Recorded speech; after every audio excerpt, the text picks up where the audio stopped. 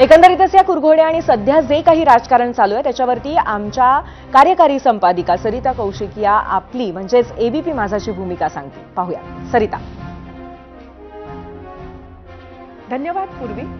निसर्गाचा आणि जंगलाचा एकच नियम आहे, सर्व्हायव्हल ऑफ द फिटेस्ट. म्हणजे जो सगळ्यात जास्त फिट तोच शेवटपर्यंत टिकणार. राजकारणात फार वेगळं नाही, तिथेही सर्व्हायव्हल ऑफ द फिटेस्टच आहे आणि हे प्रत्येक पक्षाला माहिती आहे. मग फिट पक्षाला जर फिटेस्ट व्हायचं असेल तर त्याला वाढावं लागणार. आणि जेव्हा एखादा राजकीय पक्ष वाढतो तेव्हा तो दुसऱ्या राजकीय पक्षाची स्पेस घेत असतो. एक पक्ष कमी होतो तेव्हाच दुसरा पक्ष वाढतो.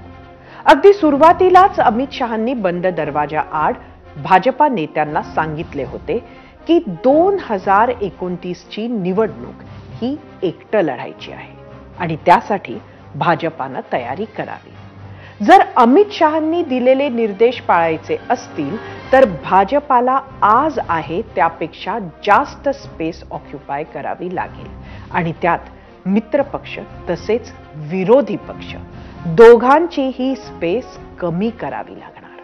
त्यामुळे एकीकडे आपल्याला निवडणूक एकटं लढायची आहे आणि त्यासाठी सक्षम व्हा असं म्हणणारे अमित शहा खरंच एकमेकांचे कार्यकर्ते घेऊच नका असं म्हणतील का, हा प्रश्नच आहे. जर का अमित शहांनी शिंदेंना असं म्हटलंच असेल, जर का मुख्यमंत्री देवेंद्र फडणवीस आणि उपमुख्यमंत्री एकनाथ शिंदे आणि त्यांच्या मंत्र्यांमध्ये सुद्धा सीज फायर किंवा राजकीय शस्त्रसंधी झालीच असेल तर ती फक्त तात्पुरतीच. आगीचा फारच भडका ऐन निवडणुकीत नको म्हणून पाण्याचे फवारे मारले असावेत, पण आतले निखारेही त्यात विझले. आत आग धुमसत नाहीये आणि ती परत भडकणार नाही असं मात्र नक्कीच म्हणू शकत नाही.